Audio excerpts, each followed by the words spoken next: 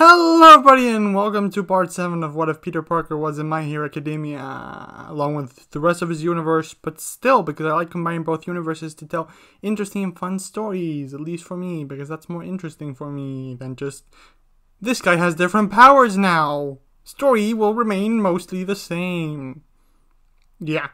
That said, I do hope you guys hit that like button, subscribe, check out my Discord, watch more videos after. You know, if you want, this is all if you want. It's completely up to you. You're free to do whatever you want. That said, this episode will encompass more of the movie timeline, but will be a self-contained adventure that we'll get back to it a bit later. Yeah, it's parallel to everything. Like, while everyone's in Night Island, Peter and a couple others are in New York having a nice time. For the most part. That said, please enjoy the video after that intro.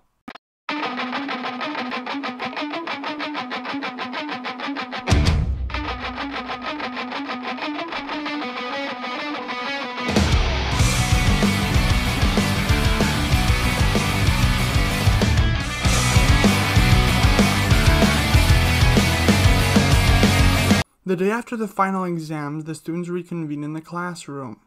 There, Aizawa surprises everyone by telling them that they will be going on the training camp in the woods, regardless of if they pass or fail the final exam.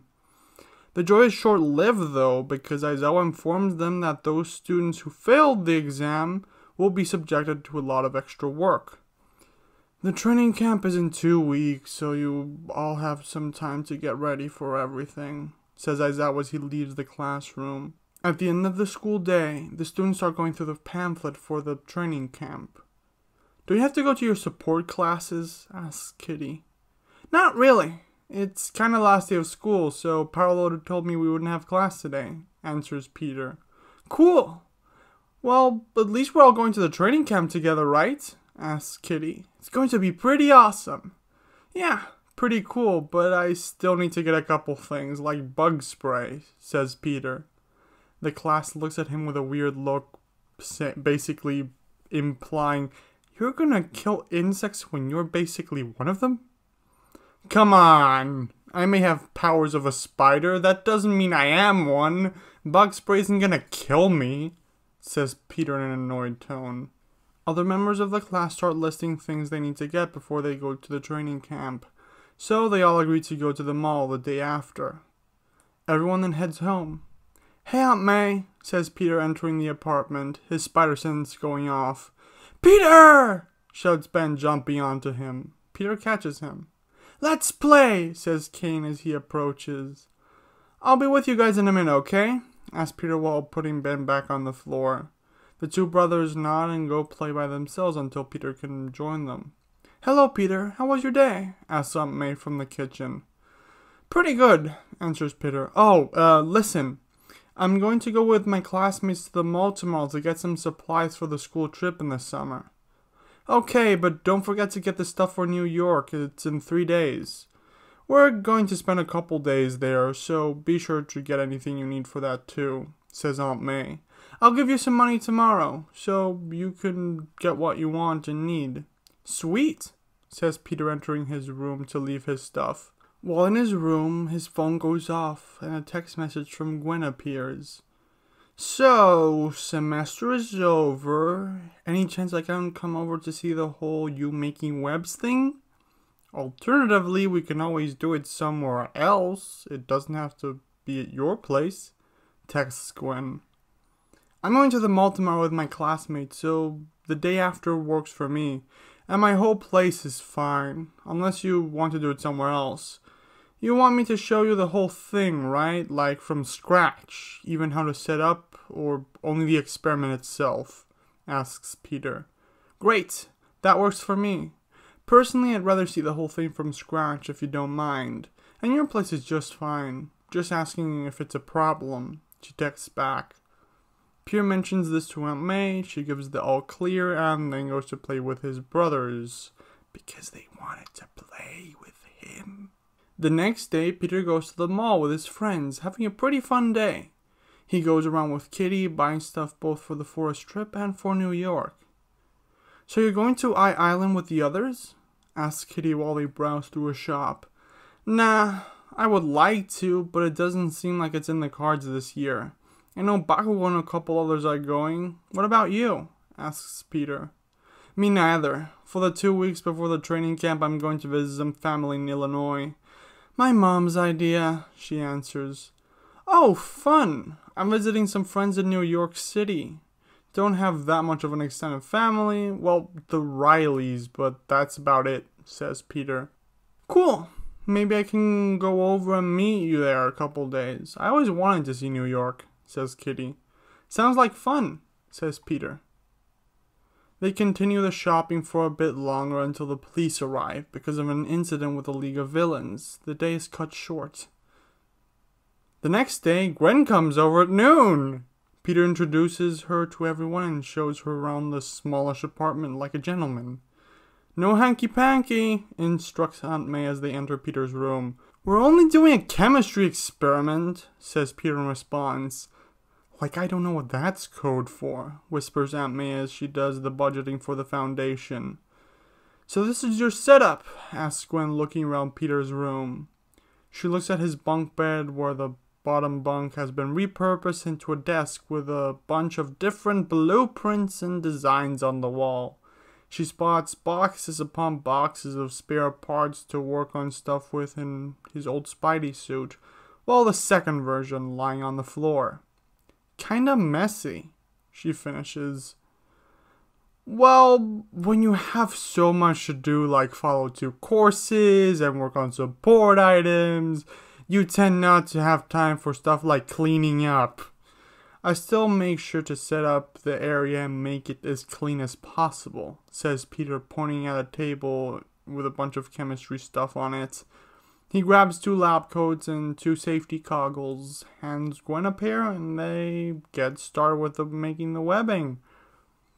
"And we're done," says Peter after a while of making them. "Now all we have to do is put the fluid in the cartridge and that's it." He puts the web fluid in the cartridge and mounts it into an old version of the web shooters, shooting at the wall. "Won't that be hard to remove?" asks Gwen. "Not really. It'll dissolve in an hour or 2, answers Peter. "Oh, that's why we added the last vial," says Gwen.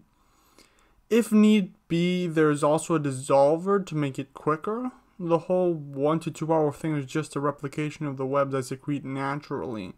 This way I don't have to overall tax myself with production," says Peter. "Kinda gross, but okay," says Gwen. "You know, you could make the webs just not dissolve. Alternatively, if you tweak your formula slightly, you could come out with the webs that are 50% more resilient." She shows him the notes she was taking, pointing to a variation she wrote down. "Holy crap, that's genius," says Peter, looking at the formula for the tougher webs. "It's what I do," says Gwen with a smile. "I brought snacks," says Aunt May, opening the door.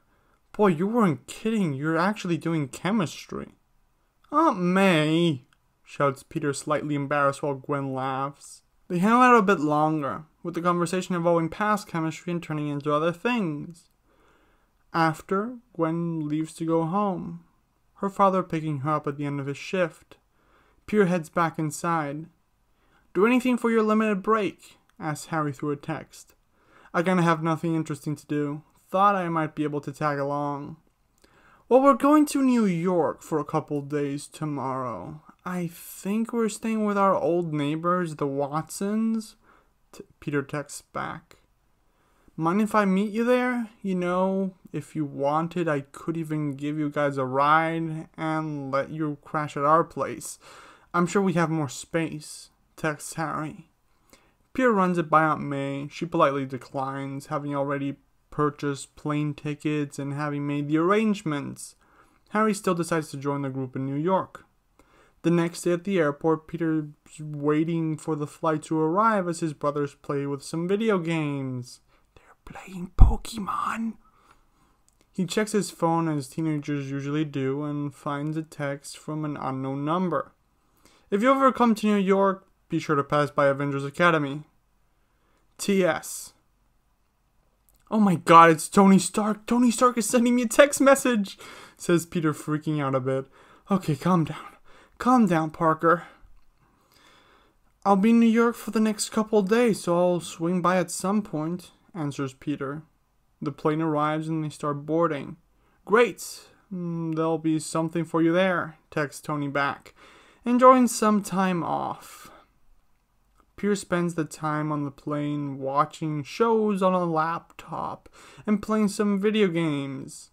Once the family arrives in New York City, they head to Queens, to the Watsons.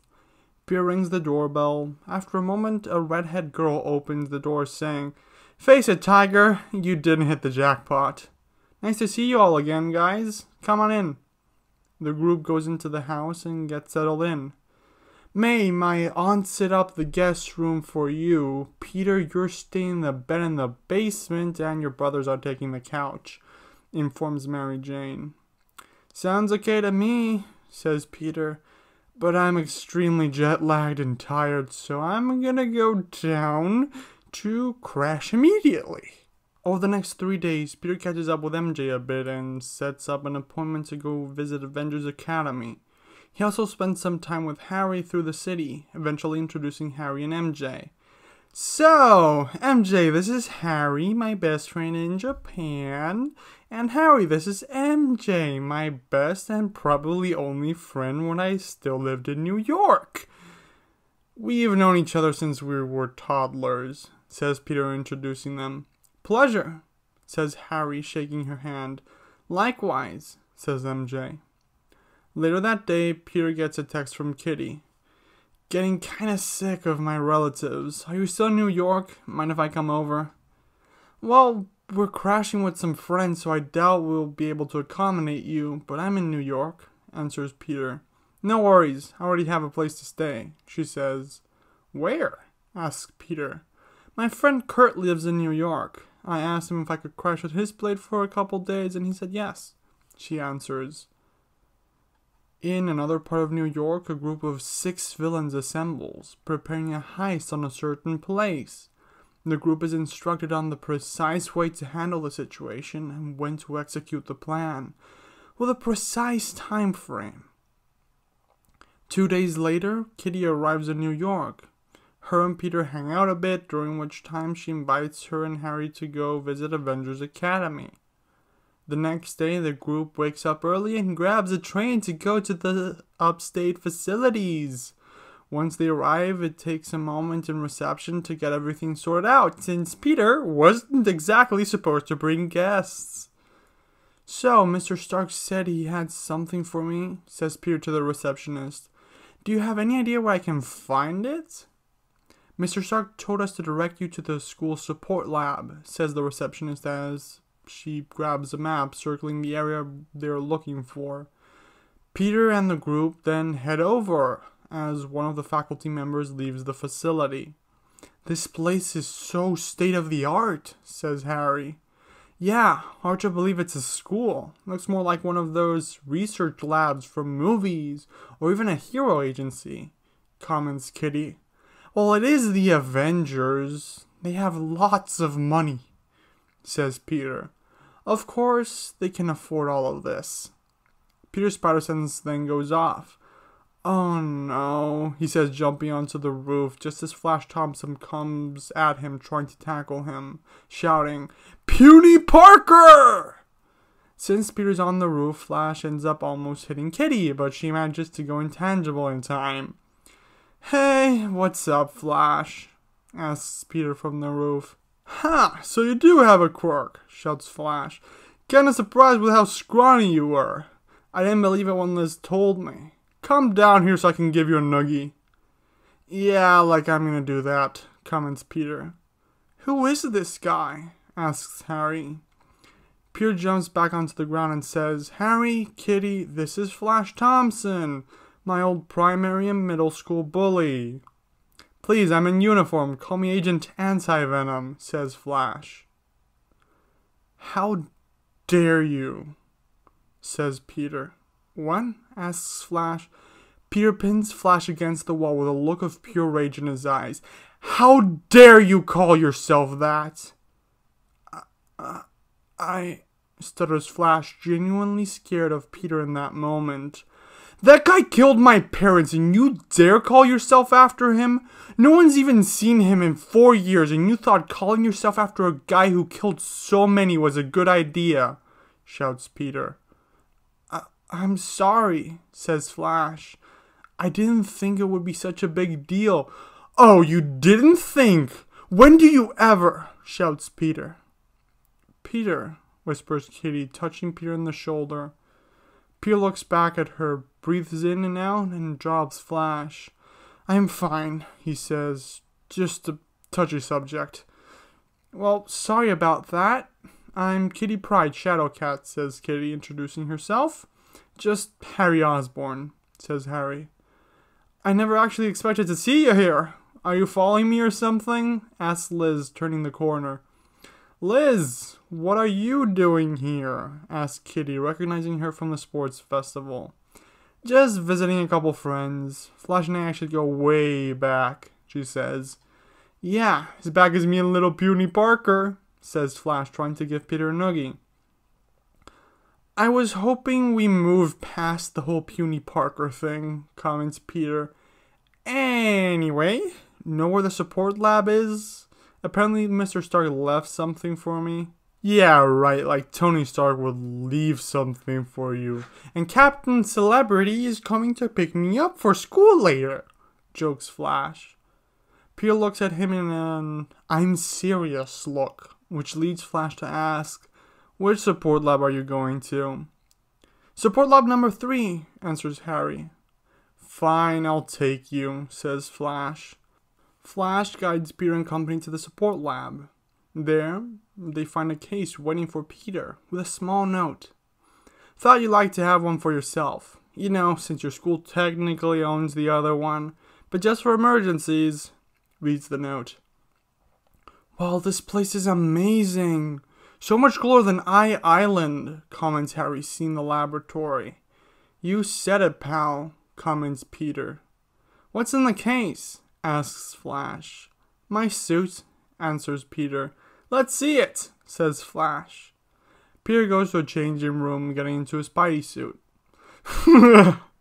He looks so scrawny in that thing, says Flash as he sees Peter in the suit. Whatever. You know, I'm actually getting sick of this whole act, says Peter. Just then the lights go off. A second later, going back on. What just happened? Asks Peter. Just lights flickering. It's probably just some fuse, answers Flash. No, I don't think so, says Harry, thinking. In any other place that might be possible, but this is a high-tech facility. Lights don't just go off. I think someone cut the power or something for a moment, or they hacked into the system and made a mistake? Flash, what's the most important thing in this place? If someone were to break in here to steal something, then where would that thing be? Flash thinks for a moment, then answers. They recently brought a huge, high-techy thing for Professor Banner to study. That might be it. It could also be the arc reactor, I don't know. Well, whatever it is, it's likely in Vault 42, says Flash. Great, let's get going, says Peter. I think I'm gonna hang back. Come get me after. If I'm right, I don't want to get hurt. I'll call the police and heroes just to be safe, comments Harry. Peter nods and they run towards the vault, finding Finesse and Reptile already fighting. However, just as they arrive, Reptile is taken down by a combination of Scorpion's poison and Electro, who knocked him out with an electric blast. On the other hand, Finesse managed to evade Electro and Shocker's attacks, but was hit by one of the Ringer's rings, which trapped her against a wall. Hydro-Man steps through the vault doors, opening it from the inside. Let's load up, guys, and let's not forget what the Master Planner wanted us to get. After all, he is the one who looked at the schedule and found the window of time where there'd only be kids here, says Electro. Like kids are gonna stop us. "Hey lady, you'd be surprised as to how much kids can do," shouts Peter, jumping at them, hitting Boomerang with a kick, jumping back and webbing him to a wall. "You really had to give up our position like that. What do they teach you guys?" asks Flash. "How to be heroes in our own way," answers Peter. "Crap, there's more of them," says Electro, powering up. "Don't worry about them," says Hydro Man. "They need air, so I'll just take them down and you get the prize."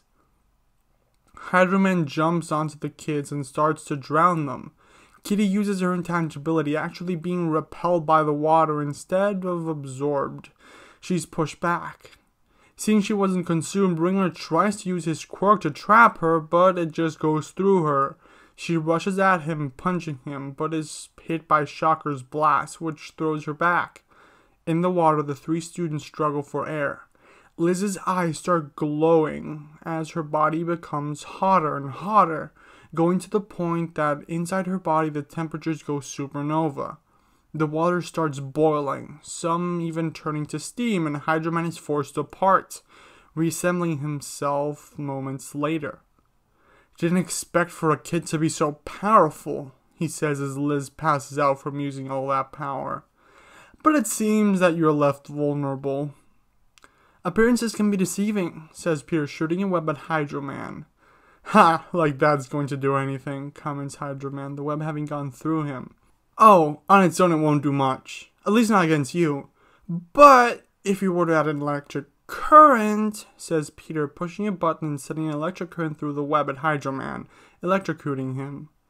The electricity affects him at a molecular level, forcing him apart for quite a while. While Peter was fighting off Hydro Man, Flash took down the Shocker to help Kitty, getting trapped by Ringer right after. Kitty uses her quirk to free Flash. Then she does the same with Finesse and Reptile. "AV Strategy 17, says Finesse. "You got it," says Flash, lighting out a couple smoke grenades. Smoke fills their surroundings, so Peter switches to infrared vision. Thanks to the smoke, they manage to take down and incapacitate Shocker and Ringer without much trouble. Inside the smoke, using his other senses, Scorpion jumps at Peter, trying to sting him. "Great, I'm against my natural predator," comments Peter. "Spider Sense doesn't even go off against this guy." Scorpion attacks Peter 2 more times, managing to sting him. "Hey guys, a little help?" shouts Peter before passing out. "Peter? Peter, are you alright?" shouts Kitty, not being able to see anything in the smoke. Finesse and Flash are forced to choose between stopping Electro, who just ran away, and helping Peter. They choose the latter, taking down Scorpion. They get reprimanded later, but ultimately they get reassured that they made the right decision. Peter and Reptile are rushed to the infirmary, as both are dying from Scorpion's poison. Luckily, the staff manages to fashion a potent anti-venom and cure them. Peter returns to the Watsons' place. After spending the last few days in New York, sightseeing with his friends, he eventually goes home as the time ends. Peter and the others have to return in order for them to go to the forest training camp. Later, at an undisclosed location, a man on a screen asks, "Did you get the device?" "Yeah, but I had to sacrifice the others. There seemed to be more people than expected. We took care of 2 kids that were still there, but the 3rd came with reinforcements," informs Electro. Interesting. "Who were among these reinforcements, Miss Fry?" asks the master planner from behind the monitor. "Don't know their names or anything. One could go through walls, the other had heat powers like fire and stuff, and the 3rd was wearing a spider symbol on his chest," she informs. "Interesting," ponders the master planner. "So their offspring is just as annoying for my ultimate goal as the Scarlet Spiders were. Oh well, we'll deal with him in time. For now, I want you to return to base and bring the device and anything else you may have taken. There you'll be compensated appropriately," says the master planner while adjusting his plans in his head. "Right, on it, boss," she says. Okay, that's the end of the video. I have to re-record the outro because the first one came out very digitalized robot voicey.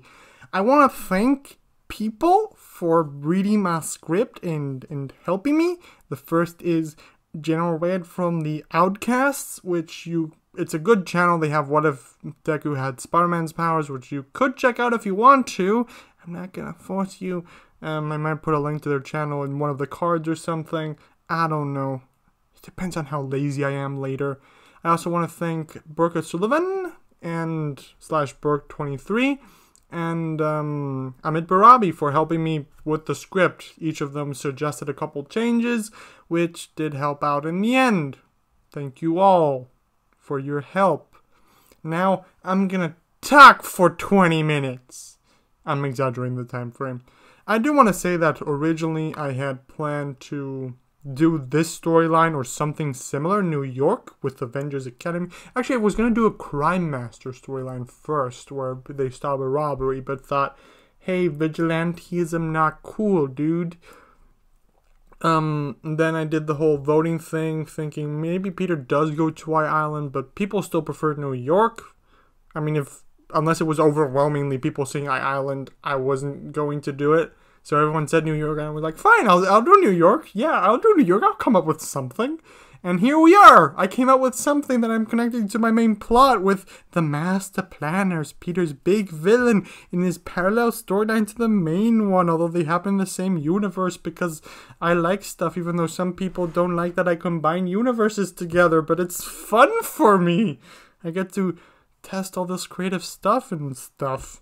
I do have to say that next episode we will be returning to the main MHA series with them going to the training camp and all that.